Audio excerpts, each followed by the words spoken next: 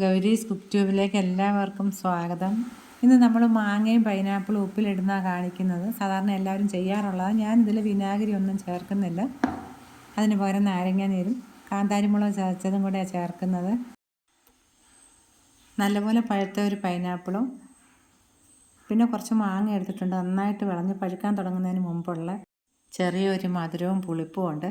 കടിച്ച് തിന്നുമ്പോൾ നമുക്കില്ല കരിമ്പ് കടിക്കുന്ന പോലെ ഉണ്ടാവും. ഉപ്പിലിടുന്നതിന് വേണ്ടി ആദ്യം കുറച്ച് വെള്ളം തിളപ്പിക്കാം. തിളച്ച വെള്ളത്തിലേക്ക് ഉപ്പും കാന്താരിമുളകും നാരങ്ങനീരും ഒക്കെ ചേർക്കുന്നത്. തൊലി ചെത്തുമ്പോൾ ഒരുപാട് ഉള്ളിലോട്ട് അങ്ങ് ചെത്തിയെടുക്കണ്ട, മുകൾഭാഗം മാത്രം ഒന്ന് ചെത്തിയെടുത്താൽ മതി. ഇതിന് നമ്മുടെ ഈ സ്ഥലത്ത് പറയുന്ന പേര് കൈതച്ചക്ക, കടച്ചക്ക എന്നൊക്കെ. ഓരോ സ്ഥലങ്ങളിൽ ഓരോ പേരുകളാണ് പറയുന്നത്.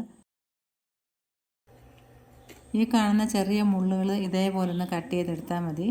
അതുകൊണ്ട് ആദ്യമേ നമ്മൾ കട്ടി കുറച്ച് ചെത്തിയെടുക്കുന്നത്. ഒരുപാട് കട്ടി ചെത്തുകയാണെങ്കിൽ പിന്നെ എടുക്കേണ്ട കാര്യമില്ല. അപ്പോൾ കടിച്ച് തിന്നുന്ന സമയത്ത് വാ പൊട്ടും എന്നുള്ളൊരു പ്രശ്നവും വരുന്നില്ല. കുഞ്ഞുങ്ങൾക്കൊക്കെ കൊടുക്കാം.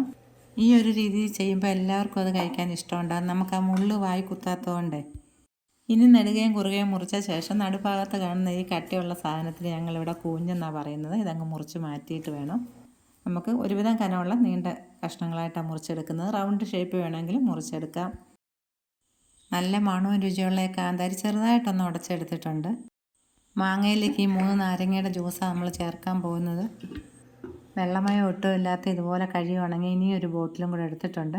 ഒന്നിൽ പൈനാപ്പിളും ഒന്നിൽ മാങ്ങ ഇട്ട് വയ്ക്കാം. നീളത്തിലോ റൗണ്ടായിട്ടോ എങ്ങനെ വേണമെങ്കിലും മുറിച്ചെടുക്കാം. എന്താണേലും കുറച്ച് കട്ടിയിൽ മുറിച്ചെടുക്കണം. അപ്പോഴേ നമ്മളത് എടുത്ത് കഴിക്കുന്ന സമയത്ത് ഒടിഞ്ഞു പോകാതിരിക്കത്തുള്ളൂ. ഇതിപ്പോൾ പറിച്ചുകൊണ്ട് വന്ന ഫ്രഷ് മാങ്ങ കഴിക്കാൻ നല്ല ടേസ്റ്റുണ്ട്. മാങ്ങ കഴുകി അതിലെ വെള്ളമൊക്കെ തുടച്ചെടുത്തിട്ടുണ്ട്. ഇനി ഇതിൻ്റെ തൊലിയൊന്നും ചെത്താതെ വേണം നമ്മൾ ചെറിയ കഷ്ണങ്ങളായിട്ട് മുറിച്ചെടുക്കേണ്ടത്. തീരെ ചെറുതല്ല, ഒരുവിധം കനത്തിലുള്ള കഷ്ണങ്ങളായിട്ടാണ് മുറിച്ചെടുക്കാൻ പോകുന്നത്. കനം തീരെ കുറച്ച് അരിഞ്ഞെടുക്കരുത് കേട്ടോ. ഒരുവിധം കട്ടിയിലെടുക്കുമ്പോഴാണ് കഴിക്കാൻ നല്ല ടേസ്റ്റ് ഉള്ളത്. എല്ലാ മാങ്ങ അരിഞ്ഞെടുത്തിട്ടുണ്ട്. തിളച്ച വെള്ളത്തിലേക്ക് 2 ടേബിൾ സ്പൂൺ കല്ലുപ്പാണ് ചേർക്കുന്നത്. കല്ലുപ്പ് ചേർക്കുന്നതായിരിക്കും നല്ലത്, ഇല്ലെങ്കിൽ പൊടിയുപ്പ് ചേർക്കാം. ഇനി നല്ലപോലെ ഇളക്കി ഒന്ന് അരിഞ്ഞ ശേഷം നാരങ്ങാനീര് ചേർക്കാം. 3 ടേബിൾ സ്പൂൺ നാരങ്ങാനീരാണ് ചേർക്കുന്നത്. ഈ സമയത്ത് ഉപ്പ് നോക്കിയിട്ട് പോരാന്നുണ്ടെങ്കിൽ വീണ്ടും ചേർക്കാം. ഇപ്പോഴത് കറക്റ്റായിട്ടുണ്ട്. കുറച്ച് ഉപ്പ് മുന്നോട്ട് നിൽക്കുന്ന മാതിരി ചേർത്താലേ കഷ്ണങ്ങളൊക്കെ ഇട്ട് അതിൽ പിടിച്ച് കഴിയുമ്പോൾ പാകത്തിന് കാണത്തുള്ളൂ. ഇനി നമുക്ക് എരിവിന് ആവശ്യത്തിനുള്ള ചെറുതായിട്ടൊന്ന് പൊട്ടിച്ച് വെച്ചിരിക്കുന്ന ഈ കാന്താരി ചേർക്കാം. ഉപ്പും നാരങ്ങാനീരും ഒക്കെ ചേർത്ത് നന്നായിട്ടൊന്ന് തിളച്ച ശേഷം ഈ കാന്താരി ചേർത്തത്. ഇനി ഉടനെ തന്നെ ഓഫ് ചെയ്യുകയും ചെയ്യാം.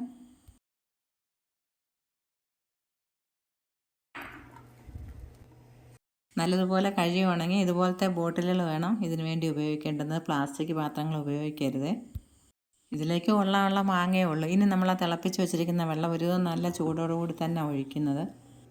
ഇന്നുണ്ടാക്കി നാളെ കഴിക്കുന്നത് പോലെ തന്നെ 2-3 മണിക്കൂർ കഴിയുമ്പോഴത്തേക്ക് അതിൽ ഉപ്പൊക്കെ നന്നായിട്ട് പിടിക്കും. തന്നെ ഇത് ഒരുപാട് ദിവസം വെച്ചിരിക്കാൻ പറ്റത്തില്ല, അതിൽ പൂപ്പലുണ്ടാവും. ഞാനിത് നല്ലപോലെ തണുത്തൊക്കെ കഴിഞ്ഞ ശേഷം അടച്ച് വെച്ചിട്ട് നാളെ വൈകുന്ന സമയത്തെടുത്ത് ഫ്രിഡ്ജ് വയ്ക്കും. പിന്നെ നമുക്ക് എപ്പോൾ കഴിക്കണമെന്ന് തോന്നുന്നോ അതിന് കുറച്ച് മുന്നേ ഒരു 1 മണിക്കൂറൊക്കെ മുന്നേ എടുത്ത് വെളിയിൽ വെച്ചാൽ തണുപ്പ് പോയ ശേഷം കഴിക്കാം. ചിലർക്ക് തണുപ്പോടുകൂടി കഴിക്കാനായിരിക്കും ഇഷ്ടം. വെള്ളം ഇതുപോലെ നിറച്ചുണ്ടായിരിക്കണം. മാങ്ങയിൽ ഒഴിച്ചതിൻ്റെ ബാക്കി ഇത്രയുണ്ട്. നമുക്ക് ഇതിലേക്ക് ഒഴിച്ചിട്ട് നോക്കാം ഇനി എത്ര വെള്ളം കൂടെ വേണ്ടി വരുമെന്ന്.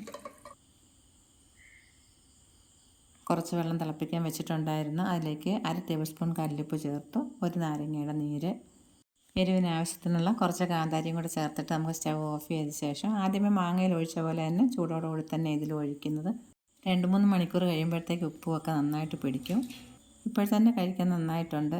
ഇതിലുള്ള വെള്ളം കുടിക്കാനും നല്ല, അതുപോലെ നമുക്ക് ചോറിലൊഴിച്ച് കഴിക്കാം. പഴങ്കഞ്ഞിയുടെ കൂടെ ഈ വെള്ളവും കുറച്ച് മോരും കൂടെ ഒഴിച്ച് കഴിക്കണം. നല്ല ടേസ്റ്റ്.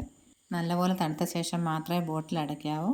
വീഡിയോ എല്ലാവർക്കും ഇഷ്ടമായെന്ന് വിചാരിക്കുന്നു. വീണ്ടും കാണാം. നന്ദി, നമസ്കാരം.